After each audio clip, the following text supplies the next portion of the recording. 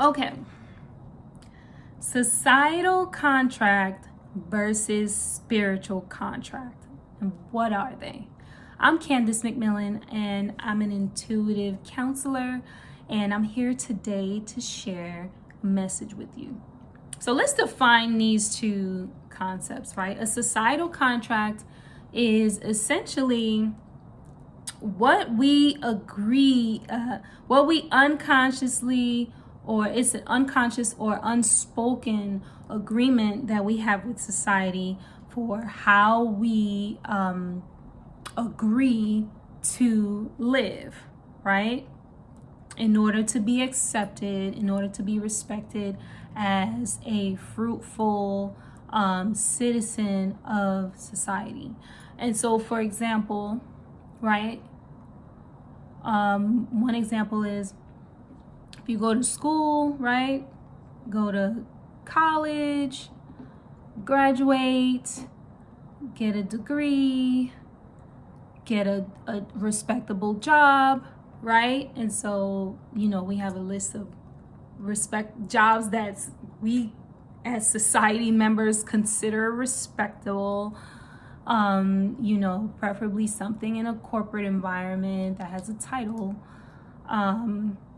Or recently it's become a little more posh to be an entrepreneur, whatever that means for someone, right? Make some good money, buy a house, have 2 kids, a dog, and a picket fence, white picket fence. So we've all heard of that, right? That's like a societal contract. And so at least in the past, and even maybe still recently, people have tried to aspire to that, right? Another example of societal contract is like holidays, right? So we have about 15 holidays that we celebrate in a year here in the US, and you're expected to celebrate them unless now you get to opt out, maybe if you're of a different faith, because some of the holidays are based in Christian faiths, but you're expected to celebrate a holiday and in a certain way on a particular day. So for example, Christmas, right? If you have family members, loved ones, right, children, etc., you're expected to celebrate Christmas with them. And what are you expected to do? What? Somebody said something about gifts? You're expected to buy gifts. Now, so do not go Christmas without buying gifts. Now, buying gifts is great. I like getting gifts. I love giving gifts. It's beautiful. But there isn't like an option here to not participate in this holiday, y'all. You don't participate in Christmas in society. I'm not saying in society. It's basically like you're a Grinch. You're a Grinch. You're a bum.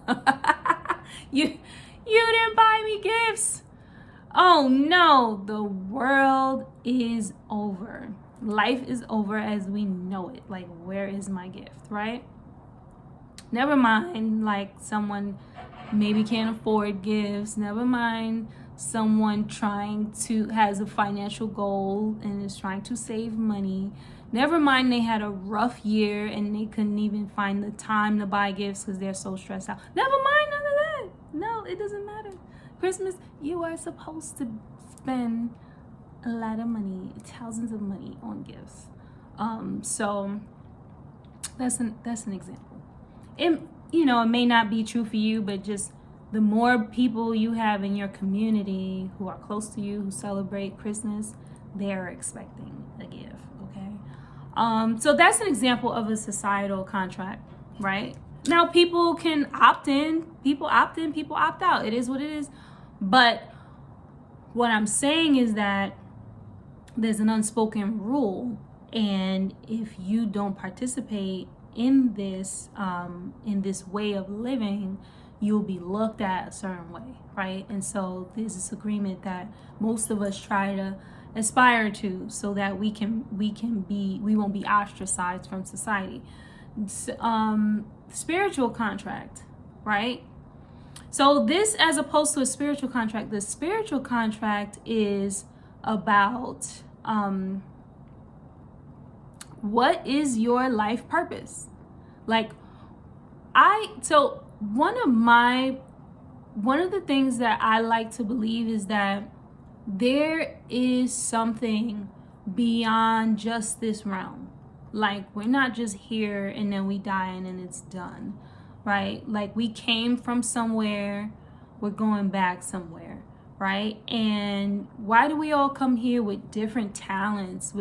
We look different. We have different ways of expressing ourselves. We just come with different ways of being already. Like, when you observe children when they're young, they already have personality, right? They come in with their being, right? And so they're coming from somewhere. We're coming from somewhere. And so I like to think that place that we come from, we have agreed before we went through the birth process, we agreed to come here to do something. Whatever that is.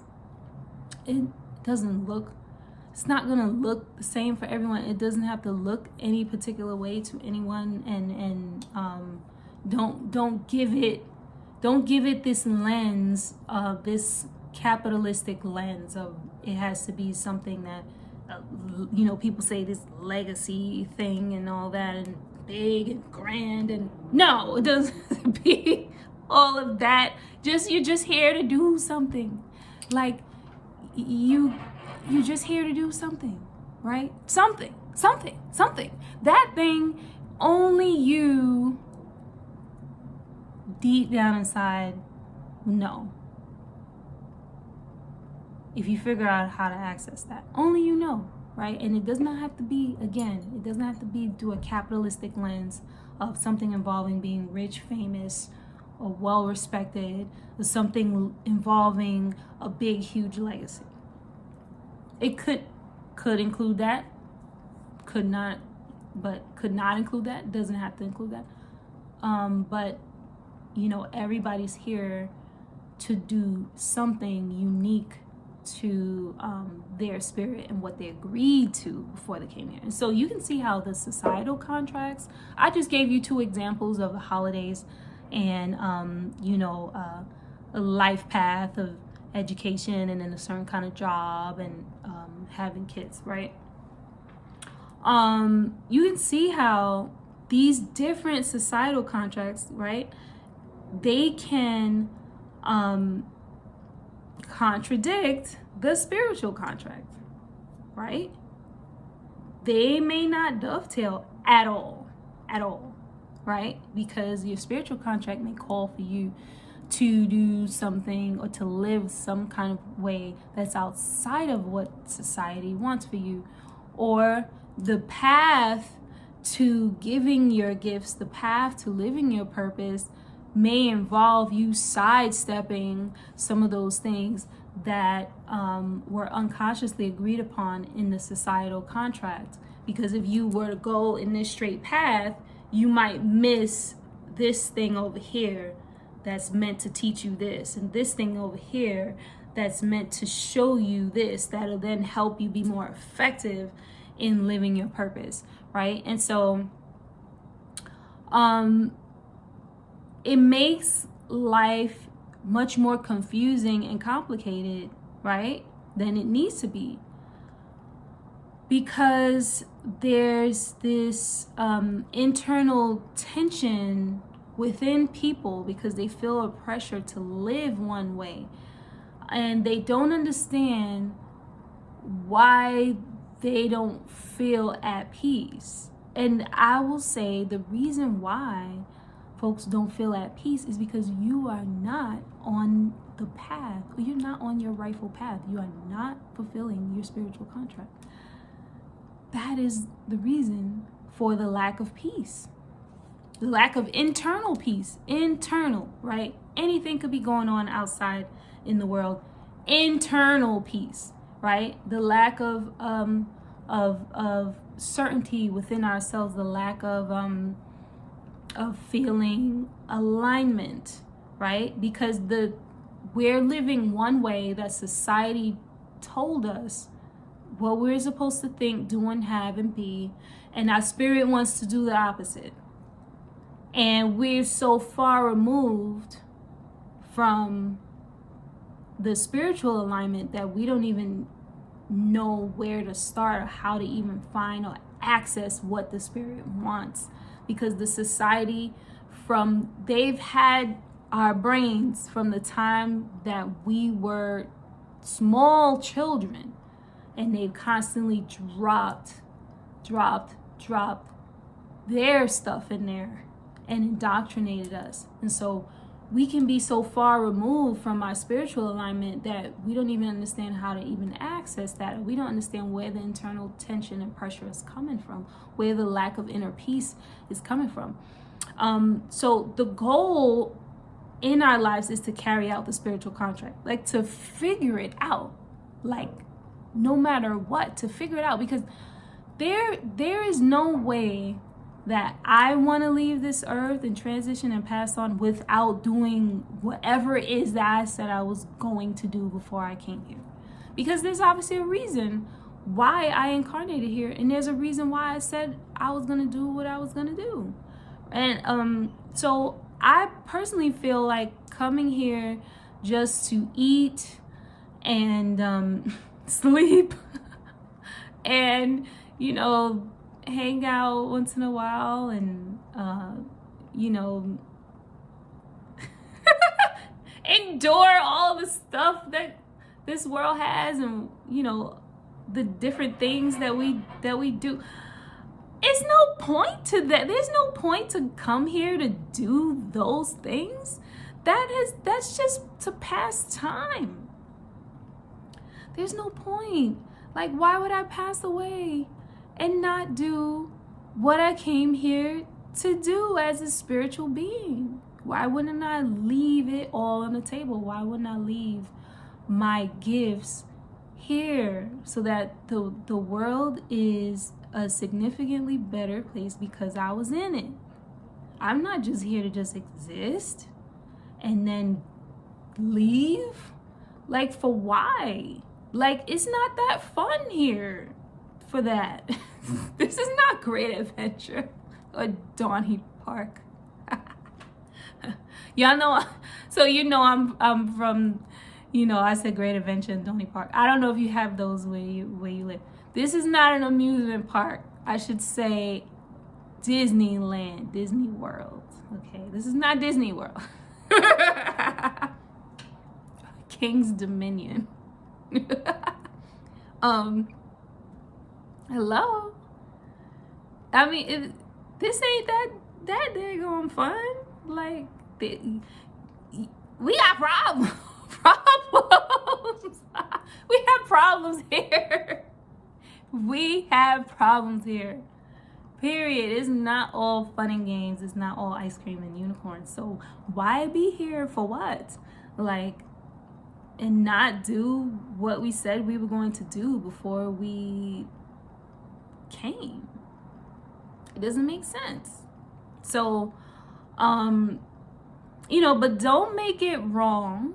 Don't make it wrong that society has these contracts and society has all these things that, are set up to control how people think and how people move.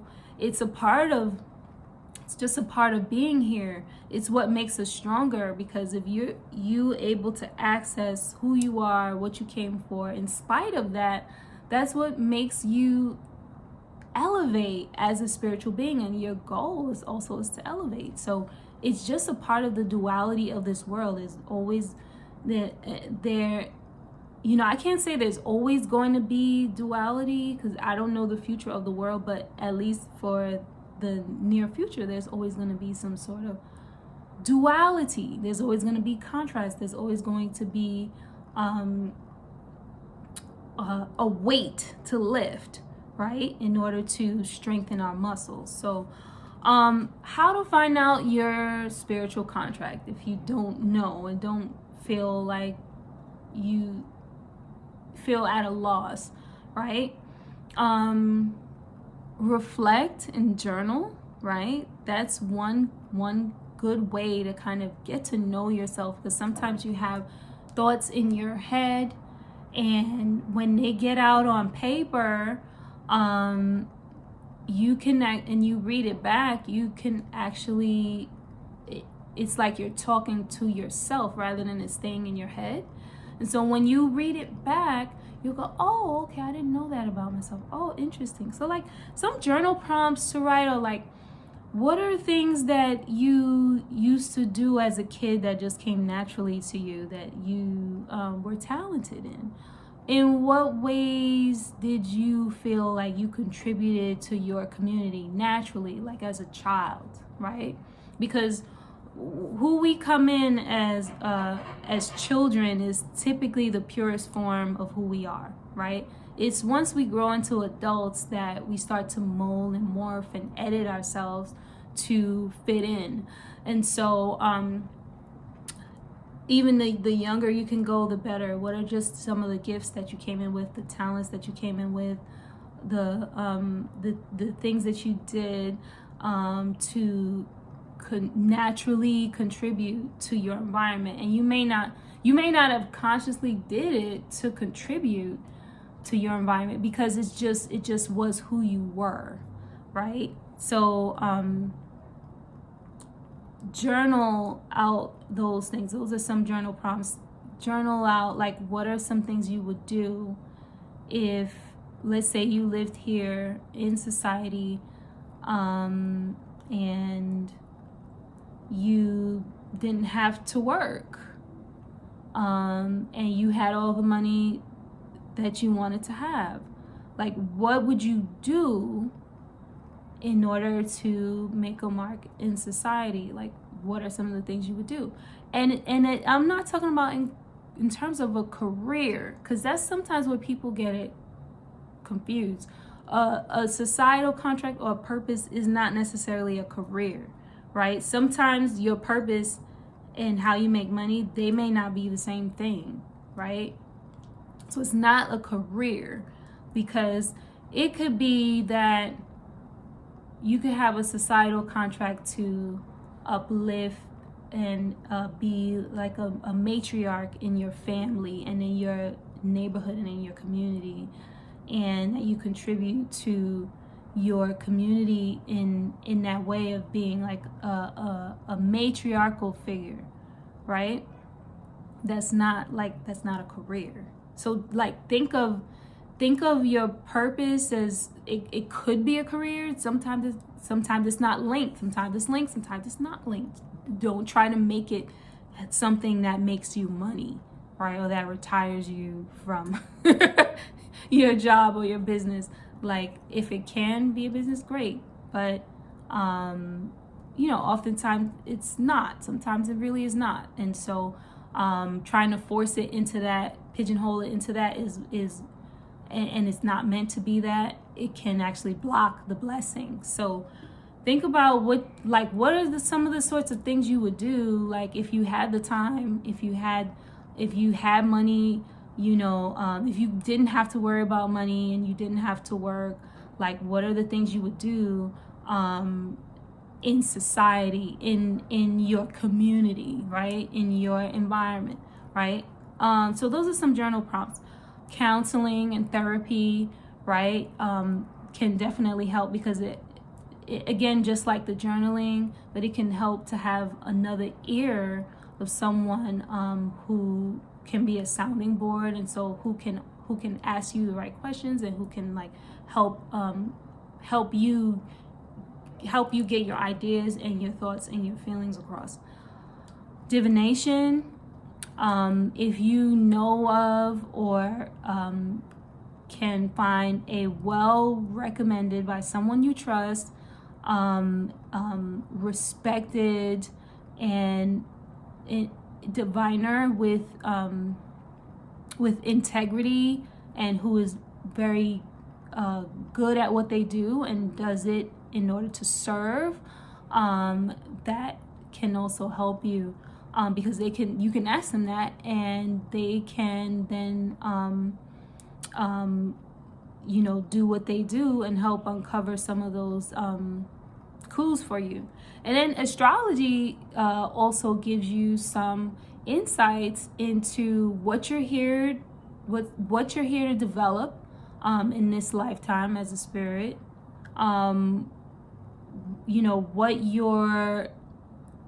What your talents are, what your skill sets are, what your gifts are. Those sorts of things you can find in astrology. And so finding a good astrologer to help you with that, those are all things that have helped me. So that's what I'm recommending. And so just get on the path of discovering, like, what is my spiritual contract. And then once you, and also really pray, like pray to the universe, pray to your ancestors, and command that be made clear and plain and concise, that be made clear to you, right? And it'll start to unfold over time, and you'll be guided towards different books. You'll be guided towards writing and journaling more often. You'll be guided towards a great counselor. You'll be guided towards a great diviner, a great astrologer. You'll be guided towards different things and circumstances that require you to use your gift, and then you'll start to understand, because it's in you, because it is a part of you. Sometimes it's so much a part of you that you're not even conscious of it, because it's you, right? And so there we go with that. It is my supreme wish for everyone to find out what their spiritual contract and purpose is, and to be in alignment with that, because I think it would really transform this world that we live in. And so thank you for your time. It was great spending this time with you. Write in the comments if you were able to discover what your purpose is. How did you discover that? Any questions you might have about getting on that path, and your journey of perhaps taking yourself from the societal contract and feeling the need to fulfill on that, to kind of finding your own path and the journey of being in alignment with your spiritual contract. Let us know in the comments. Love you and enjoy. We'll talk soon.